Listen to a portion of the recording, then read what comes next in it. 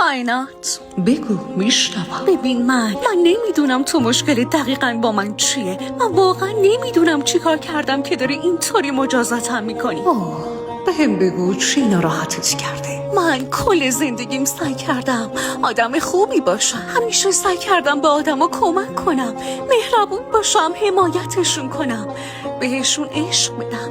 من هیچ وقت براشون آدم بدی نبودم. من میدونم که تو آدم بدی نیستی. پس چرا همش آدمای بدو تو مسیرم قرار میدی؟ چرا همش آدمایی رو میفرستی که بهم آسیب بزنن؟ گوش کن، من هیچ کس رو بی دلیل وارد زندگیت نمی کنم. هر کسی که وارد زندگیت میشه یه رسالتی داره و قراره یه درسی رو بهت یاد بده. آخه چرا اونا؟ چون بدون حضور اونا تو هرگز اون درس رو یاد نمی گرفتی. هر کسی که میبینی آینه‌ایه که بخشی از خودتو بهت نشون میده. بعضیا روشنیای درونتو بهت نشون میدن و بعضیا هم زخمایی رو بهت نشون میدن که وقتش رسیده درمانشون کنی. هر تجربه‌ای که داری به خاطر اشتباهاتت نیست، به خاطر رشدته و شاید الان نفهمی، اما اینو یادت باشه که هر چیزی که امروز اذیتت میکنه یه روزی میفهمی که چقدر برات لازم بوده. من آدمایی رو که دوست داری وارد زندگیت نمی‌کنم. من آدمایی که بهشون نیاز داری رو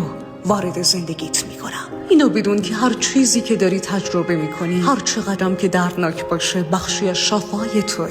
تو این مسیر رو انتخاب نکردی، ولی روح تو انتخابش کرده. روح تو همیشه میدونه که به چی لازم داری. اون چیزی که فکر میکنی نباید اتفاق میافتاد دقیقاً همون چیزیه که باید برات اتفاق میافتاد. من نمیخوام تو رو اذیت کنم یا حتی مجازاتت کنم. من میخوام که بیدارت کنم. اون چیزی که امروز اذیتت میکنه ممکنه فردا تبدیل بشه به جواب دعاهای قدیمی. فقط لازمه که صبر کنی.